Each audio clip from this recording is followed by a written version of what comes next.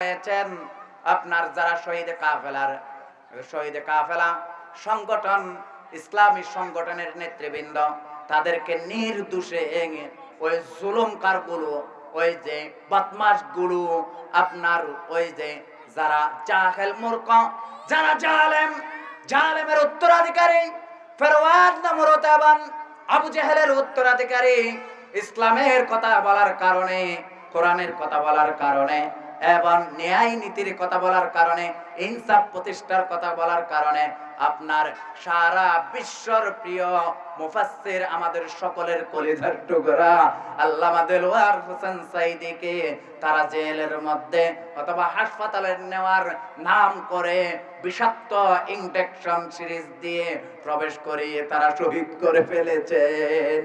এইভাবে আব্দুল কাদের মোল্লা সহ, আলী হাসান মুজাহিদ সহ, মীর কাসেম আলী তথা এইভাবে হাজার হাজার শহীদ কাফেলা আপনার ইসলামী সংগঠনের জন্য, আল্লাহর আইন প্রতিষ্ঠার জন্য, সৎ লোকের শাসন প্রতিষ্ঠার স্লোগান তোলার অপরাধে তাদেরকে নির্যাতন করা হয়েছে, ফাঁকির মতো গুলি করা হয়েছে, ফাঁসির কাস্টে তাদেরকে ঝোলানো হয়েছে, অন্ধকারে তাদেরকে জানাকারের নির্যাতন করা হয়েছে।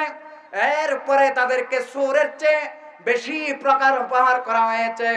ডাকাতকে একজন চোরকে সেভাবে প্রহার করা হবে না, একজন কোরআনের কথা বলার কারণে, হাদিসের কথা বলার কারণে, আল্লাহর আইন প্রতিষ্ঠার কথা বলার কারণে এই আলেমগুলোকে নির্দোষেই নির্যাতন করে তারা হত্যা করে ফেলেছে, শাহাদাত বরণ করেছে। লা ইলাহা ইল্লাল্লাহু মুহাম্মাদুর রাসূলুল্লাহ। আল্লাহ তাআলা রাব্বুল আলামিন বলেন, যারা দ্বীনের জন্য জীবন দিলেন, আল্লাহর রাস্তায় জিহাদ করে জীবন দিলেন, কোরআনের আইন প্রতিষ্ঠার জন্য জীবন দিলেন, সৎ লোকের শাসন কায়েম করার জন্য, আল্লাহর আইনকে বাস্তবায়ন করার জন্য জীবন দিলেন, শোনো তাহলে মানুষ তাদের কি মর্যাদা আল্লাহ তাআলা বাড়িয়ে দিলেন। ওয়ালা তাকুলু লিমান ইউকাতালু ফি সাবিলিল্লাহ বাল আহইয়াউ ফি সাবিলিল্লাহি আমওয়াত বাল আহইয়াউ ওয়ালাকিন লা তাশউরুন। আল্লাহ তাআলা রাব্বুল আলামিন বলেন, ও দুনিয়ার মানুষেরা, যারা দ্বীনের জন্য জীবন দিল, কোরআনের জন্য জীবন দিল, কোরআনের আইনকে বাস্তবায়ন করার জন্য, ওই জাতের মানুষগুলো তারা মৃত্যুবরণ করলে পড়ে তাদেরকে তোমরা মৃত বলো না। যারা আল্লাহর রাস্তায় শাহাদাত বরণ করেছে তাদেরকে তোমরা মৃত বলো না। আসলেই তোমরা চোখেই দেখো তারা মৃত্যুবরণ করেছে?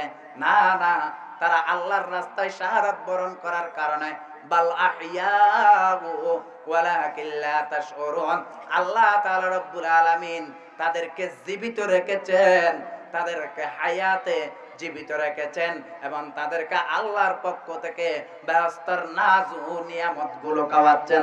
জোরে বলুন সুবহানাল্লাহ, জোরে বলুন আল্লাহু আকবার।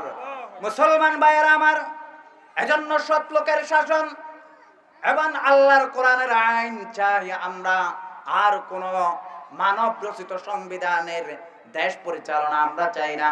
আল্লাহ তাআলা কবুল করুক, আমিন। মুসলমান ভাইয়েরা আমার, রাসূলুল্লাহ সাল্লাল্লাহু আলাইহি ওয়াসাল্লাম বললেন, ন্যায় বিচার এটা স্বজন প্রীতি করা।